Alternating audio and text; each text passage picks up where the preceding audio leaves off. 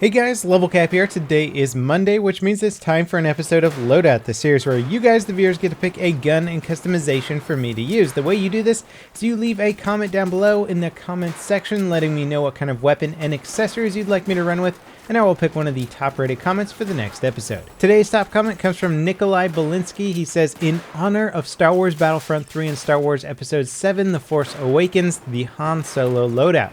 Class is the engineer, primary none, secondary M1911, replacing the DL-44 pistol. The attachments will be the 3x scope and a suppressor. Equipment will be an AT mine and repair tool V40 in place of thermal detonators, perk mechanic, knife boot, and improvised or tactical. And may the force be with you. Now I gotta say that the 1911 with the scope on it and suppressor actually does look like the DL-44 quite a bit, and I can't wait to use the real thing when Battlefront comes out. Now if you guys have all been following the Battlefront news as closely as I have, you will know that we are going to see some actual in-game footage at E3 this year, so that's coming up very soon. We don't have long to wait, and I'm excited for this for two reasons. One, that I've already seen in-game footage and it's just hard to try and convince people that the graphics look as amazing as they do in the trailer.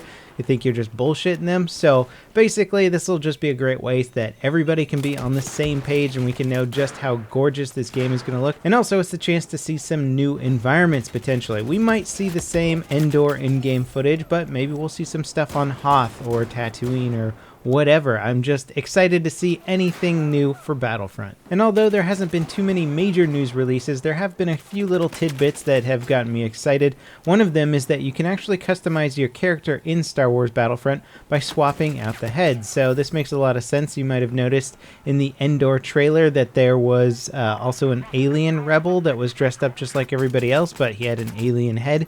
And so that's kind of a cool aspect, and that could be something neat that maybe you can unlock new heads, or if you have a really cool like head with a special helmet or armor on it, that'll sort of set you apart and show that you've unlocked a certain achievement. And it certainly won't break the lore or break the environment of like somebody running around with pink armor or something like that. They can still keep it all pretty much in the universe of Star Wars. Now in the gameplay here, I'm caught in the middle of a blizzard, and something that actually came out in an article recently talking to one of the artists is that there's going to be environmental weathering in Star Wars Battlefront. So if you're on Hoth and there's a blizzard going on or there's lots of snow, it will build up on your armor over time. If you're on Endor and you run through some mud, you'll get mud on your character, and if you run through some water after that, it'll actually wash the mud off of your character. This is a kind of graphical fidelity that not a lot of shooters have ever achieved before or ever even gone to, so it's really crazy that they're going the extra mile. I mean, this is like the extra mile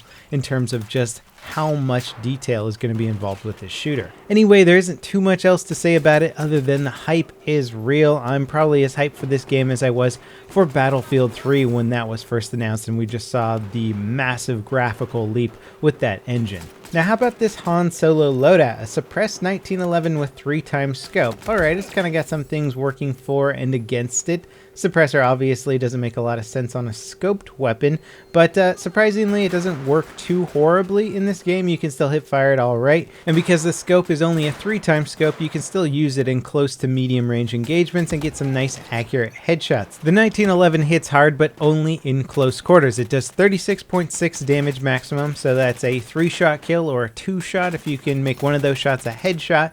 So it can definitely hit hard, but it's got a small magazine capacity of only 7 rounds. This means that if you're body shotting, you can only take down 2 players even if you hit them with every single round that you have. So it's not particularly impressive in terms of the damage output available. It's really best when dealing with only one target. And fun gun fact for the day, did you guys know that the M1911 has actually been in service since 1911? This handgun is over 100 years old, the basic design. Sure, there's highly updated versions of this handgun that are currently being made, but for the most part the basic design hasn't really changed. It's crazy to think about that this handgun was being used in World War I and it's still in service today. In terms of how this sidearm holds up in Battlefield 4, it's unfortunately starting to show its age. I don't know if the 1911's performance in BF4 is a good characteristic or representation of how the weapon performs in real life, but there's a lot of better weapons to choose from in terms of sidearms. I mean, just look at the Deagle, for example. Bigger magazine capacity,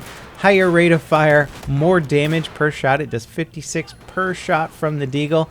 and that means you can one-shot headshot somebody with it. Sure, the 1911 is a very accurate pistol, so maybe that means it could be more effective at further ranges, but the fact is the damage drop-off is so severe that even if you are the world's best marksman, you're not going to be doing much at range with this handgun anyway. So basically the main benefits of this gun just aren't real practical benefits. You're going to see a lot better performance out of some of the main competitors like the Deagle or the Compact 45. Now clearly I'm playing on a pistols only server here. A lot of players were using the mare's leg, and for the most part they were easier kills to get, although occasionally you would get one-shotted by them.